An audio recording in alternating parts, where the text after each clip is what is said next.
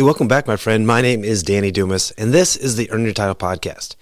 Today, I'm going to be doing a review on a book called Strong Fathers, Strong Daughters by Dr. Meg Meeker.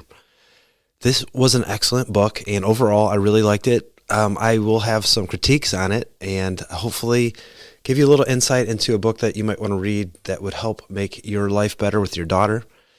First off, what is the premise of this book? The premise is that a father is the most influential man in a girl's life. It's the first man she's ever going to fall in love with. It's going to shape her self-esteem.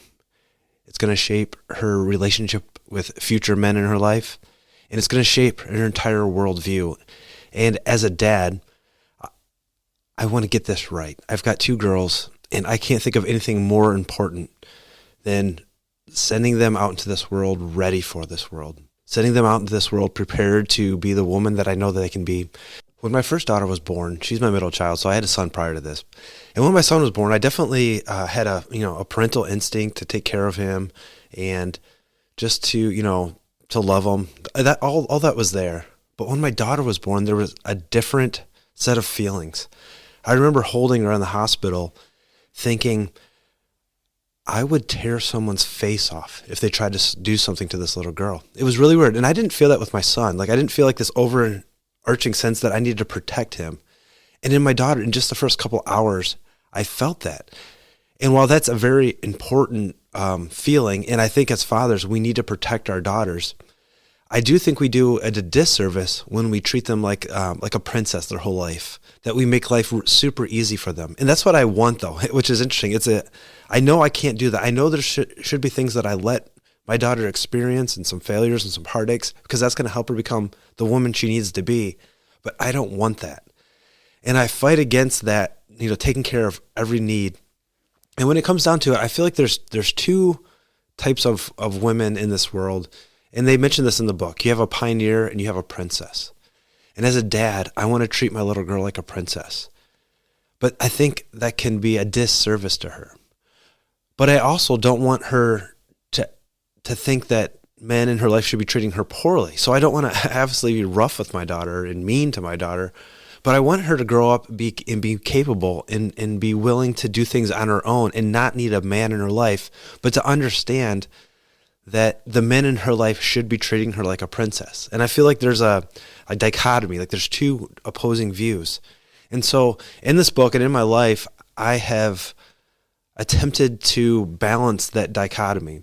So one, how do you make sure that your daughter turns into a pioneer and not a princess, but still have the expectations that the men in her life will treat her like a princess without turning into, just a spoiled, selfish little girl? Well, I think the way I have distinguished this is I want her to see my relationship with my wife, her mom, as I'm treating my wife as a queen, as a princess. I'm doing things for her so she doesn't have to. If it's cold out, I'm pumping the gas. I'm not having her do things that are going to make my wife uncomfortable, and I'm demonstrating that to my daughter. But in my daughter's life, while I don't want her to be uncomfortable, I don't want her to go through these things, I do want her to know how to do things. I want her to know how to change a tire. But I would want her to expect that if she's with her boyfriend or her husband, that is not something she's going to do. But I want to make sure she can. So the first step in this is to treat your wife the way you would want her husband to treat her. And really this book is about raising daughters, and it is about raising, strong, independent women. But really it's about us. It's about me and you becoming the men that we need to be so that that's what they expect. And that's probably the hardest part about this book, is that it puts it back on us. Because if you look at statistics, have a girl, and kids in general, having a dad in their life is one of the most stable predictors of success. If you were to go to jail right now and interview all the women in jail, the odds of them having a stable, loving connection with their father is near zero. When you were a younger man, or maybe even now, you talk to your friends, and they, especially in their dating world, they'll use the word, she has daddy issues. And that is not a good thing. That usually means they're more open to sexual exploration, if I could put it that way. They're more provocative. They're not the words, they're not the things that you want for your daughter. You don't want them to have daddy issues, which means you need to be involved with them. Now, I understand the world is a tough place. Marriage is a tough thing. And right now you might be, raising a daughter with an ex-wife, and that is really tough. Or you might be getting ready to go through the process of divorce. And while there definitely are reasons to get divorced, one of the reasons to stay together is for your kids. You cannot get away from the fact that getting a divorce and removing yourself from half of their life will negatively affect your daughter. And I don't say this to make you feel guilty if this is where you're at. But I do say this to ask you to put in every reasonable effort to make your marriage work, because it's going to affect your little girl. It is going to affect. Now, there's things you can do. You can be a co-parent, and you can talk well about their wife or their mom, your ex-wife. Those are all things you can do inside divorce, but I am highly encouraging you. The numbers are there, and it will state it in the book, that when a father is not actively present in their daughter's life most of the time, it is not good. It is a negative thing. So what are some of the actual details that this book goes into? One of them, and I totally agree, a very uncomfortable situation is talking to your kids about sex, specifically your daughter. This is not a conversation I want to have, and not so much about the biology, where babies come from. I think, that to me wasn't hard to talk to my daughter about. It's what sex means and on an emotional level, and in the dating world. And right now I have not had that conversation with my daughter. We've had the birds and the bees talk, but not she has a relationship, because she's not there yet, right? She's not in the world where she's dating. So I haven't had that. I'm waiting till there is somebody in her life that I can talk about. And in the book, and this is interesting, the book is older. Like, they reference BlackBerries and instant messaging and chat rooms. And obviously things have sped up significantly since that. But they talk about this interaction with boyfriends and the expectations, and how your daughter is going to experience pressure to do things that maybe she does or does not want to do. And in the book, they really encourage us to state our expectations. And while hopefully you have a great daughter and that you don't think she would ever do anything, she needs to know explicitly what your expectations are when it comes to sex. You need to let her know that it is my expectation that you don't have sex until you're married. Like, that is my expectation. I come from a Christian belief, and I believe that is the best way to have an emotional, stable relationship in the future, is to have sex with your husband. Well, that's what I'm going to tell my daughter. Now, I understand you might not have those same beliefs as I do, but you should have something that you're basing it on. It should be, listen, I think you should wait till you're an adult to have sex. And when you decide to have sex as an adult, it should be in a long-term committed relationship. And you need to explain to them that this is not just a physical act. It is an emotional connection that you're going to have with somebody, and you will have it forever. The dangers of having sex are not just getting pregnant. That is a huge consequence, but there's so many more. There was a statistic, and obviously these are old numbers. It was like 1 in 4 high schoolers have some form of sexually transmitted disease. That is really scary. The best chance of your daughter not getting cervical cancer from the HPV virus is to limit her number of sexual partners. It truly is something we have to say, and it's so uncomfortable. And also, I understand, and you need to understand that you're letting your daughter know what you expect, but realize she is her own human being. Like, and some of you are going, yeah, well, yeah, she is. Super independent, super headstrong. Some of you might say like her mother, but she's going to do what she wants to do. But it's a disservice to them if we don't tell them what we expect. And as they're little, I don't think this is a young person conversation, but we should be consistently telling our kids what we expect out of them, realizing that they're not always going to listen. But I believe establishing those guidelines, establishing those rules, if you will, and then be willing to be the bad guy of enforcing them. I don't ever want my daughter to cry because of something I've said or did. But if the thing that I said or did, I did it because I was protecting them, I think it's important. I haven't had the moment where a young man comes to my house to date my daughter, but when that happens, he's going to come into my house. My daughter will not leave my house to go on a date with a man, young man, unless he comes in and says hi to me, shakes my hand, and I'm going to tell him what my expectations are. I'm going to say, I've fantasized about, like cleaning my gun while he's in here. And I actually had the perfect saying. I don't know where I heard this from, but you're cleaning your gun when the new boyfriend walks in, you grab a bullet and you toss it to him. And you're like, hey, I got something for you. Just throw it in the air. Hopefully he's the kind of kid that can catch. And you say, listen, I'm agreeing to share the responsibility of this precious young lady, and I expect her to be home at this time. You set the expectations. And then you say, listen, and if you decide not to live up to those expectations, you're not going to be able to catch the next one. That is my dream to say. I just want to put the fear of God in this kid. I probably won't because it's kind of cheesy, but I've already planned it out. That is what I want to do. But what I'm probably not going to do that. But what I am going to do is set the expectations. Listen, young man, take care of my daughter. I'm trusting you to protect her from bad people and to not do dumb things that put her in danger. And she's supposed to be home by midnight. And I will be waiting at the door when she comes in at midnight. And that is probably going to embarrass your daughter. And it might even feel like, well, that's going to drive her away. I promise you, fast forwarding to when she's a woman, she's going to look back in that and go, I know someone cared about me. I know my dad truly loved me, even though it drove me nuts and embarrassed me. And I see a lot of guys get into that in the teenage years where you become an embarrassment to their daughter. And maybe your daughter even becomes an unpleasant person. Working in the fire hall, I hear guys talk and they say terrible things about their daughter, what she's turning into. And I'm sure it's true. They become awful human beings. But don't give up on them, right? This is a brief period of time where their brains are developing. They're going through some big emotions. Their periods give a hormonal shift that would just probably turn you into a lunatic. They're going through this. They're figuring out how to deal with it, and they cannot be mean. They can be very mean and not nice, and not the sweet little girl that's playing with Barbies. They change, and I'm encouraging you, and the book encourages you, don't give up. Play the long game. It told a story about a girl that ran away when she was 16, moved onto the other side of the country, eventually, got into drugs and prostitution, living in a homeless shelter. And every year her dad would fly out to, they lived on the East Coast, fly out to San Diego, and he would see her. And he would say, I want you to come back. And for years and years and years, she said, no, no, no.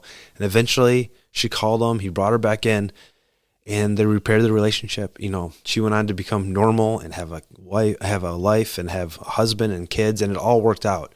But he never gave up. And I'm asking you, if you're in that situation right now where your daughter is becoming a pretty nasty person, don't give up. This book talks about that's important is staying connected. We think about talking as a connection, but even physically coming in contact with your daughter. Right now my youngest, super cuddly. Every single night we read a book in her bed, and I put my arm around her and she falls asleep in my arms, basically laying in bed, and I love it. She's 8 years old. My 15-year-old doesn't do that anymore. We don't cuddle, when we're going to bed. I don't read her a book, but I go out of my way to try to make sure that I hug her every day, that there is some physical contact between me and her, and she knows that we are connected. I try to give her compliments on her actions, not her looks, because her looks are going to change. She's a beautiful girl, but at some point she's going to, hopefully get married and have kids, and she's going to gain weight. And, she's not going to be as young as she used to be. And if all my attention were to her outward appearance, she's not going to know her internal worth. So I'm constantly trying to tell her how beautiful she is inside and outside, and how hard she works, and, all these things, because if I don't do it, somebody else is. Somebody else is going to do that. One of the topics that they encourage dads to teach their daughters is humility. And this goes back to the princess and the pioneer thing, and I want to kind of flush that out a little bit. I want my daughter, obviously, to be treated well by the men in her life. I want her treated well by her husband and the boyfriend she's going to go out with. And I'm going to do that by demonstrating that with my wife. I want her to know what a good, strong, successful relationship looks like by the way I treat my wife. But I want my daughter to be a pioneer, meaning I want her to be self-sufficient. I want her to be humble and realize she's not the center of the universe. And that's hard to do because I want to treat my little girl like a little princess. I want to give her every desire she'd ever want. But I need to pull that back a little bit and realize what is most important. That the way she looks is not the most important. It's the way she acts. And so you need to humble your kids a little bit, help them see the world. One way you can do that is to expose them to people who don't have what they have. Now, there's definitely people who have way more than I do, but there's a lot that don't have it. And going and, serving, taking them to, our church has a business where it's like a retail store. People who are low income, or homeless can go in and they shop for clothes. They get so many credits. And my kids have gone and helped stock the shelves. Like, that stuff is important. You need to teach your child to be humble, which means you need to be humble, which is hard to do, right? Men are aggressive. We're trying to get things done. We feel like we're the best at everything. So teaching and showing them how to be humble is super important. One of the things that was surprising in this book is I didn't actually see this as a Christian book, but at the very end, Dr. Meeker talks about sharing God with your daughter. And as I've done this podcast, hopefully you know that I'm a Christian, but when I started this out, I made a very conscious effort to make sure that this was a podcast done by a Christian. I am a Christian who's doing a podcast. This is not a Christianity-based podcast. I'm not doing Bible studies. That's not what I wanted. But I do believe this is really important. And she talks about sharing God. And the reason is you want to share a system of thoughts and beliefs with your daughter, and she refers to this as God, that are definitive. Now, I'm a Christian, and my beliefs and philosophies come from the Bible. And if you currently are an atheist or you're agnostic, I'm going to encourage you that the Bible has a lot of really good things to say. The framework of living as a Christian has been really good for me. And it's given me definitive morals and standards that I can share with my daughter and have a reason why. And while I can't tell you what to do, I would encourage you to teach your daughter that there are some things that are absolutely true. Now, if you're an atheist, I don't know how you explain that. I can't help you with that. I don't know where you come up with your moral framework, but I do think you should be sharing a moral framework with your daughter. When you say, I think you should wait to have sex until you have a long-term relationship, you should have a reason why. I have some biblical examples of why. When you tell your daughter you think she's beautiful, I say she's beautiful because she's made in the image of God. You should have a reason why you think your daughter is beautiful inside and out. That's definitive. That's outside of, in the clothes they're going to wear and the things they're going to own. Have something that's bigger and deeper inside. When bad things happen to her, I want you to share hope that life is going to get better. For me, that's, the hope that we're going to go to heaven and spend time with, Jesus. Like that's where I'm at. And I don't know where you're at, but I would encourage you to find something that's definitive, because I think it's really hard for teenagers in this really hard world where things are all over the place, and where you have a relative morality where sometimes things are good and sometimes things are bad. That's a tough place to be when they're already confused. And you have to model that. If you're going to be okay with your future son-in-law lying to your daughter, then lie to your wife, right? Just do it. Don't worry about it. But if you're not going to be, it's on you, right? Don't show your little girl that it's okay to tell little white lies. Like, for me, that's a moral standard. I have a Christian belief about not lying. And I have to model that so that my daughter doesn't expect that it's okay when her boyfriend or husband's lying to her. We have to model this. For me, I get that through the Bible. For you, I want you to find something that's definitive, that you can just bet your life on, because it's really important, right? The way you're interacting with your daughter will change the course of her life. And I want you to go and knock it out of the park. I want you to be, a 100-year-old man, and all your kids are together, and your daughters love you, and your granddaughters love you, and everything is perfect. I know that's not reality. Bad things happen. Crazy things happen. Be there for your daughter. Show your daughter how to treat women, or show your daughter how you want her to be treated by her husband by treating your wife like that. If you're not married, show her how to treat your ex-wife with respect, with dignity, even if that lady doesn't deserve it. Your daughter deserves it. It's still her mom. Put the work in. I promise it's worth it. Keep going even when you don't get anything. When when you go to hug your daughter and she stands there like a board and doesn't give anything back and that breaks your heart, keep hugging them. Keep telling them how awesome they are, how beautiful they are, how you can't wait to see how the things they're going to do, the hope for the future. Teach them how to do everything you would teach a little boy how to do. Change a tire, put gas in the car, change the oil, cut the grass, gut a deer, all those things. Treat them like a pioneer. Get them out into the world doing things. Let them know that they are powerful, that they can do anything. And then show them that it's okay to be treated like a princess and treat your wife well. I hope you've enjoyed this. My name is Danny Dumas, and I will talk to you later. Bye.